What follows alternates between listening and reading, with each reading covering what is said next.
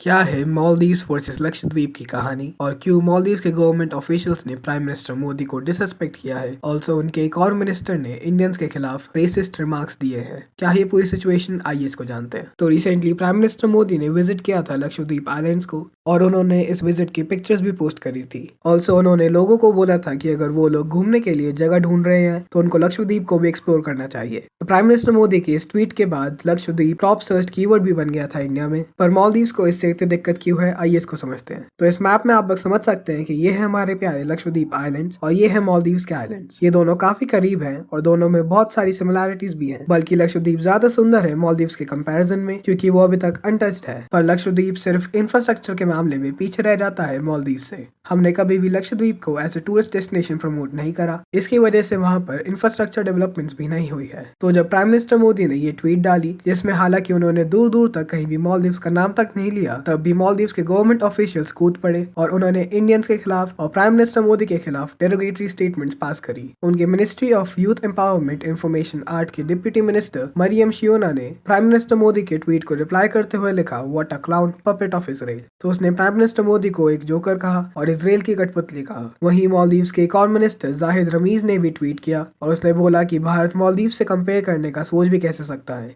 India कभी भी मालदीव्स के जैसी सर्विसेज नहीं दे सकता और उसने बोला कि इंडिया के रूम्स में पूरे टाइम बदबू ही आती रहेगी। पर आयरनी की बात यह है कि कुछ महीने पहले यही बंदा इंडिया की सिटीजनशिप के लिए अप्लाई कर रहा था, तो क्या तब उसको इंडिया के बदबूदार रूम से दिक्कत नहीं थी। ऑल्दो मैं बता दूं कि मालदीव्स की गवर्नमेंट ने खुद को इनकमेंट से डिस्टेंस कर लिया है और उसने बोला है कि वो इनकमेंट को सपोर्ट नहीं करता। ऑल्सो इस सब के बाद मालदीव्स के टूरिज्म की वेबसाइट और भी कई सारी टॉप ऑफिशियल वेबसाइट हैक हो गई थी। हालांकि बाद में जाकर उनको रिस्टोर भी कर दिया गया। मैं बता दूं कि इंडियंस काफी बड़ी मात्रा में मालदीव्स ट्रैवल करते हैं और मालदीव्स काफी हाई डिपेंडेंट रखता है इंडियंस के ऊपर इन देयर टूरिज्म इंडस्ट्री। उनकी खुद की टूरिज्म मिनिस्ट्री के डेटा के अकॉर्डिंग इंडियंस सबसे ज्यादा ट्रैवल करते हैं मालदीव्स में, उसके बाद रशियंस और फिर उसके बाद चाइनीज। पर अब इंडियंस बड़ी मात्रा में बॉयकॉट कर रहे हैं मालदीव्स को और अभी तक 8,000 होटल बुकिंग्स और 2500 फ्लाइट टिकट्स कैंसिल कर दी गई है मालदीव्स की। रिसेंट में इंडिया और मालदीव्स के रिलेशंस काफी खराब हुए हैं आफ्टर उनके नए प्रेसिडेंट मोहम्मद मुइज़्ज़ू पावर में आए हैं। मुइज़्ज़ू का पूरा इलेक्शन कैंपेन ही एंटी इंडिया था और वो इंडिया आउट कैंपेन को पूरी तरीके से सपोर्ट कर रहा था। इसके ऊपर मैंने एक पूरी वीडियो बना रखी है, वो आपको ऊपर आई बटन में दिख जाएगी, वहां पर जाके आप उसको देख सकते हैं या फिर डिस्क्रिप्शन में भी आपको वो लिंक मिल जाएगी। इस वीडियो में इतना ही, मिलता हूँ अगली वीडियो में। Thank you for watching and subscribe for more.